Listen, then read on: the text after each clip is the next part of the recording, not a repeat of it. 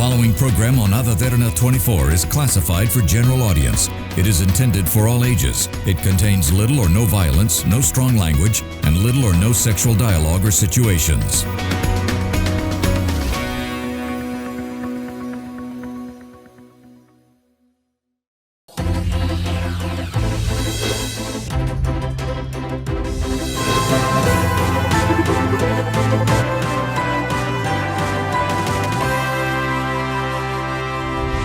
Good evening, you're joining the Business Best, a platform for the best in the business and an opportunity for you to connect with innovation, excellence and creativity as we introduce entrepreneurs and veterans from various industries. Are you an avid reader? Are you a foodie? Would you like to talk about books over coffee? Here's the place to curl up on a pretty sofa with a coffee and a book. Wild and the Sage, not a regular cafe, I would say, but one of its kind. And we have the co-founders of Wild and the Sage, Giselle Harding and Joseph Alwis. Thank you very much for accepting our invitation and being here on our show today. We warmly welcome you both, the co-founders of Wild and the Sage. Thanks for having us. Thank you. Honored. We're honored. And Giselle, let's start off our chat with your introduction. Who is Giselle? Me? Yes. Oh gosh.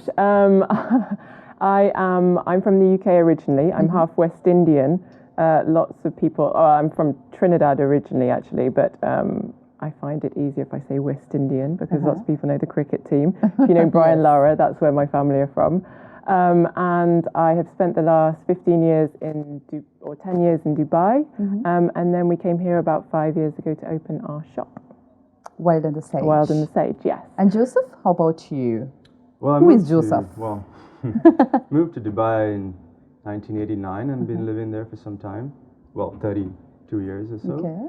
And then we met each other in Dubai, and we were working in the events industry. I was on the creative side, and she was on the producing and project managerial side. And then we came here to open a bookshop. So. To open a bookshop. Yeah. Let's talk about Wild and the Sage. What's the story behind Wild and the Sage? Giselle, would you like to start? Or Joseph? I could start. Yeah, please. So we are a bookshop and cafe based on the south coast of Sri Lanka. We spent a little bit of time traveling around Sri Lanka to try and figure out where we wanted to open this shop, and we fell in love with the south coast just because it's absolutely gorgeous, and I don't know who wouldn't love it. And the gorgeous town of Galle, which already has a really thriving literary scene.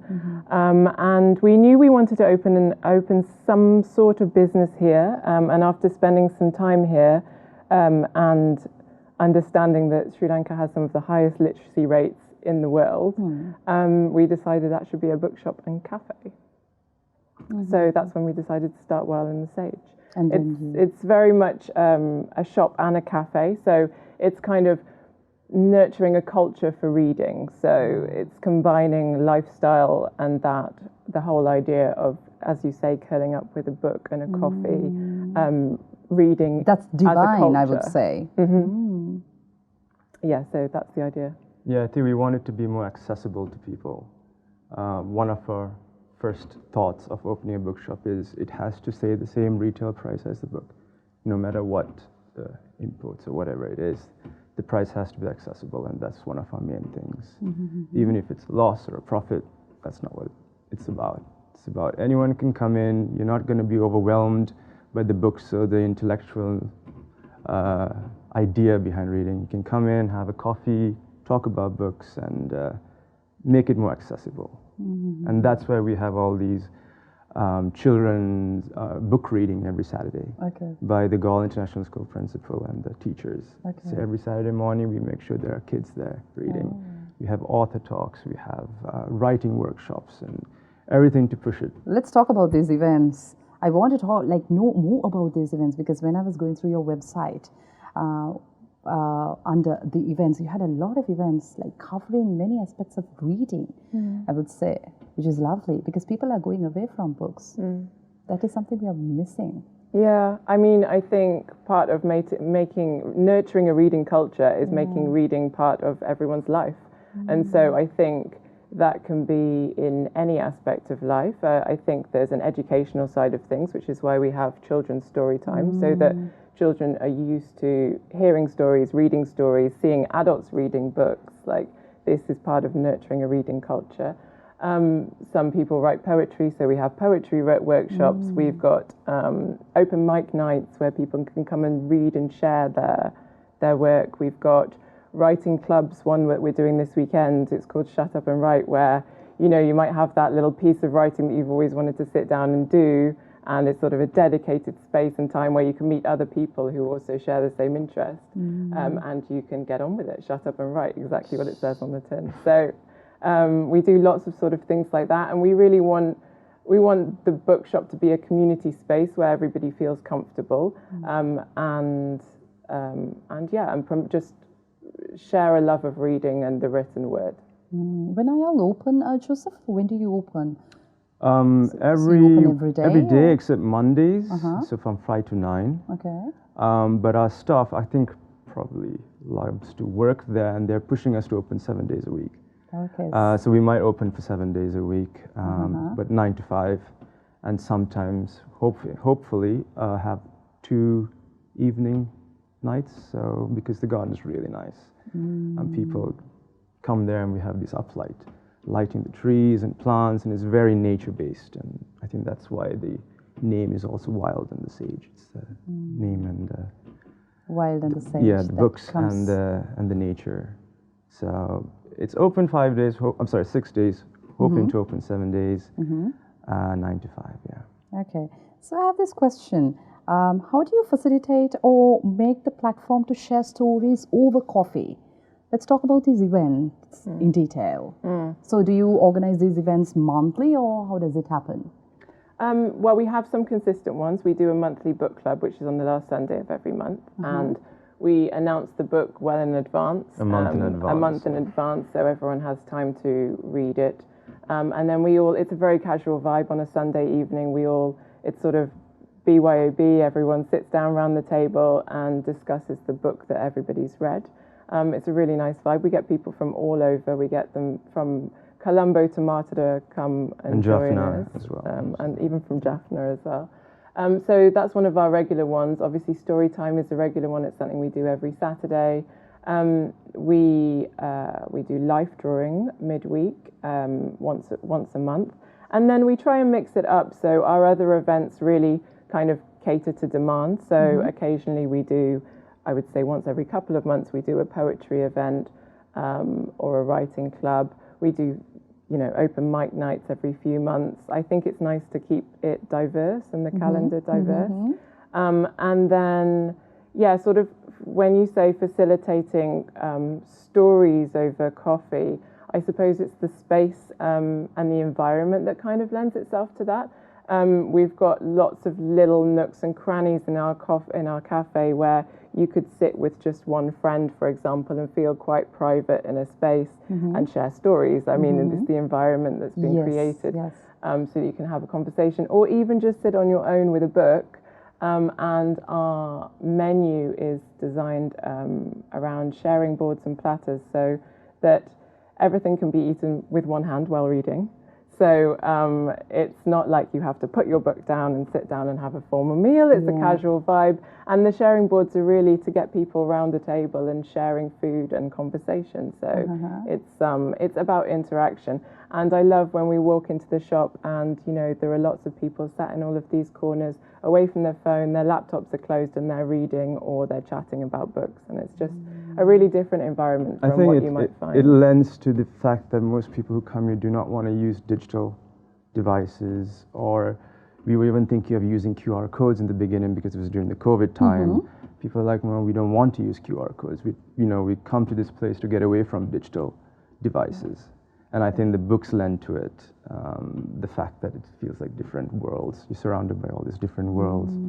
So they sit here and they just want to just have a piece of cake and then just read a book.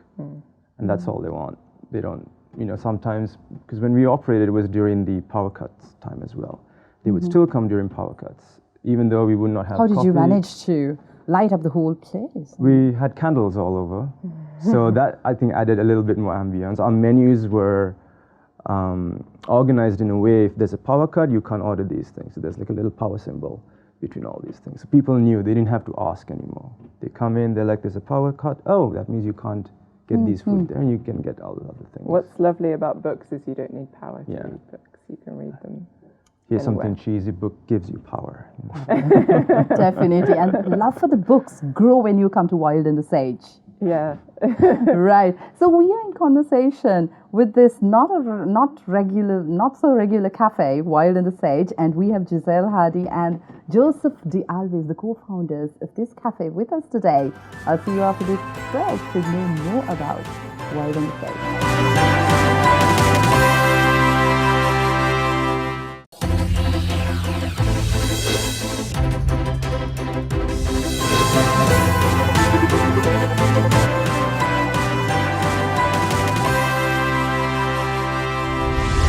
Joining the business best, and we are in conversation with the co-founders of Wild in the Sage, Giselle Harding and Joseph de Alwis.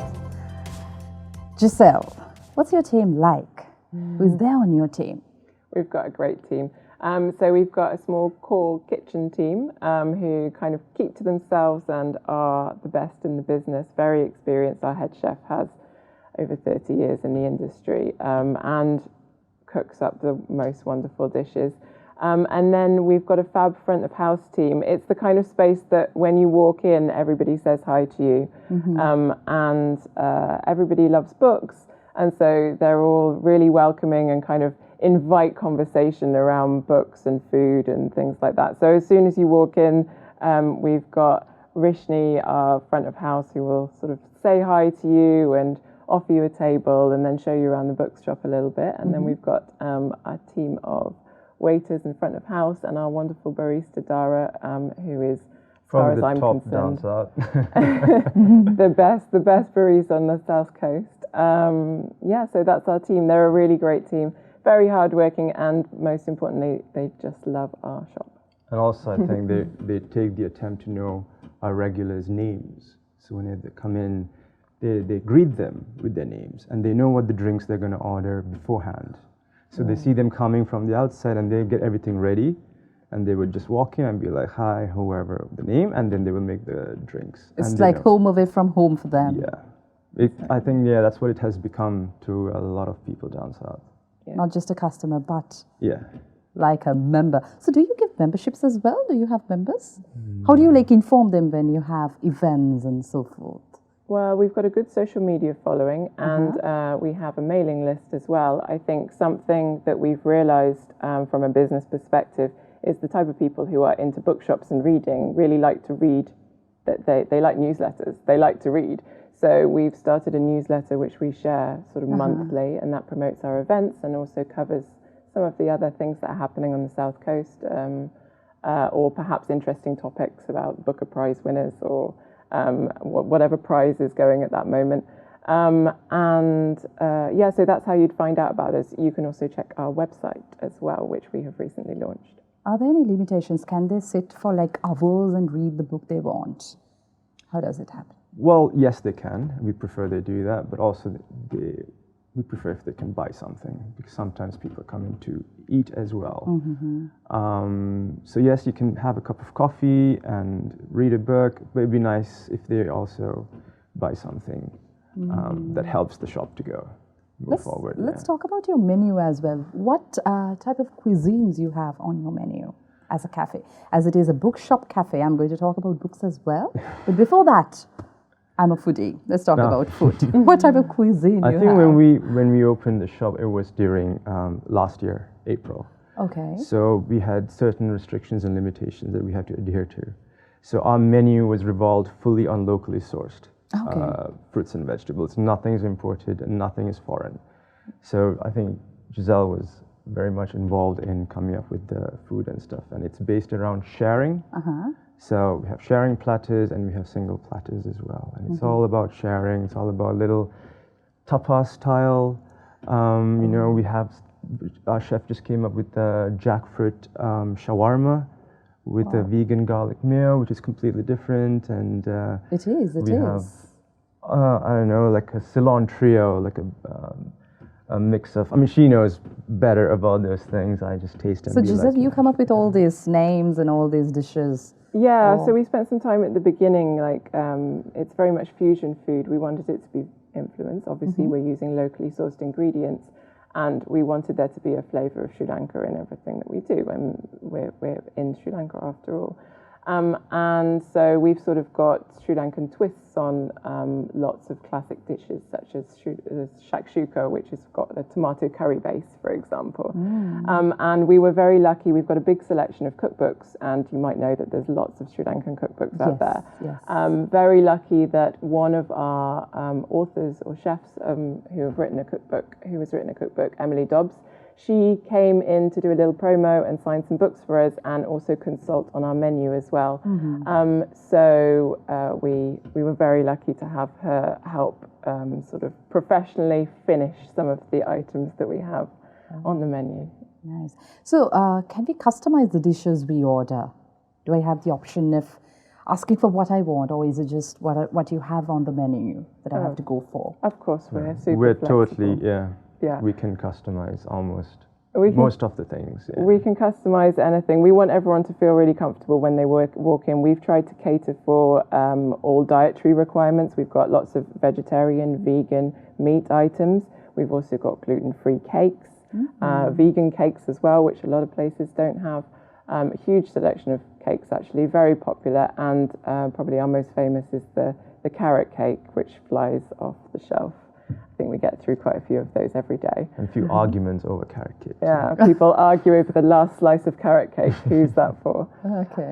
So we try and cater for everyone. We get lots of kids as well at the weekends coming down and playing outside. So of course, you have a kids menu as well? We don't have a kids menu, but we cater for kids. So we can make things non-spicy or simple, or without the salad, or with some chips on the side, or whatever they might want. Yeah. It's a very personal shop.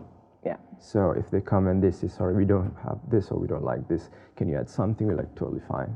And we try our very best to give something that satisfies them.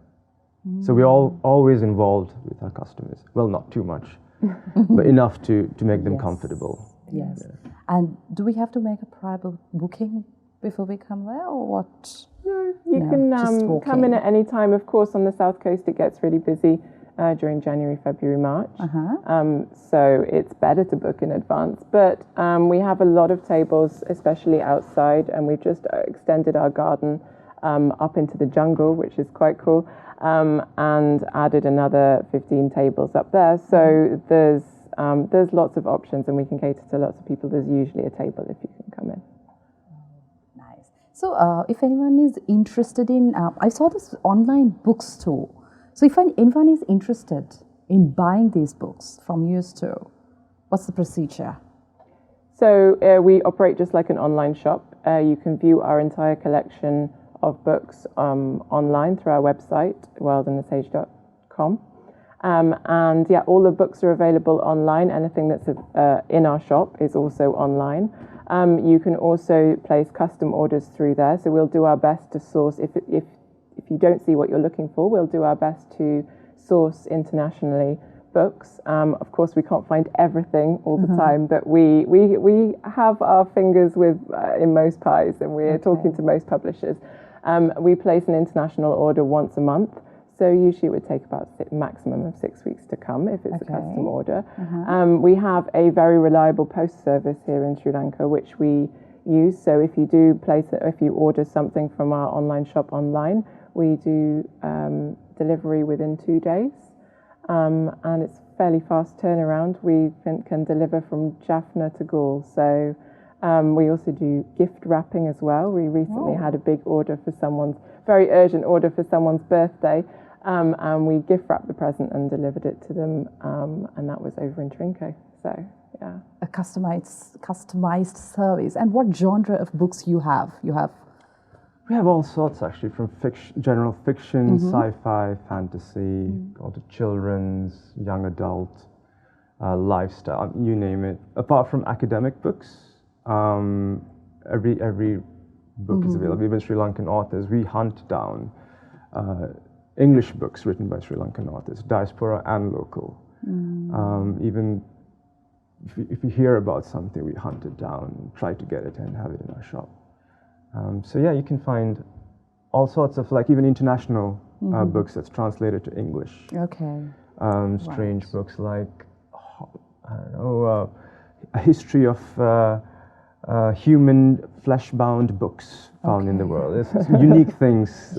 We try to have it in our shop. It's a hand-picked selection of books. So while we've got a lot of them, we've read and we haven't read them all, but we've reviewed them all and tried to pick the best of the best. I believe that we have something for everybody. So even when somebody comes into the shop and says, I don't read, we can probably find something that they're going to like, whether it's a graphic novel or a picture book or a business book, perhaps. I think we can find. It's a curated collection. So rather than the publisher or the distributor giving a handful of books, we decide each and every one. What to display. Right. And there's a big event coming up, Galle Literary Festival 2024, and you're playing a big role there. Let's talk about it before we end the show. Yes, we are playing a big role. Well, it wasn't by accident that we opened our shop in Galle. The Literary Festival was established in 2007 and has grown pretty organically since then. I believe in 2019, which was the last edition pre-COVID, they had around 15,000 visitors. So it's a huge festival. It's made up of international and local authors. The idea of the festival is to benchmark Sri Lankan authors alongside international authors and give authors a platform for networking and sharing their books and promoting themselves alongside international names as well. And again, nurturing that reading culture. So it was kind of a natural progression for us as bookshop owners and previously working in events to now move on to working on the festival. So it's from the festival is from the 25th to the 28th of January next year. And you can check out the festival online at galleliteraryfestival.com. We've revealed the first 34 of our authors, and we have another 20 authors to announce in the coming weeks. The programme will be released in the middle of November, and tickets go on sale then. But if you do, you can sign up on the website to the mailing list, and you'll get a chance to buy early bird tickets, which will be severely discounted. So it's a good idea to sign up now, and also to book your hotel. I'm very aware that Galle's only so big, and there's lots of people coming down in January, so it's a good idea to book your spot. Right. So thank you very much, Giselle and Joseph. It was lovely talking to you both today. And once again, thank you for being on our show. Wish you all the very best in all your future endeavors. Thank you very much. And we were in conversation with the co-founders of Wild on the Page, the bookshop cafe in Unavakuna. I'll see you next week. Have a pleasant evening.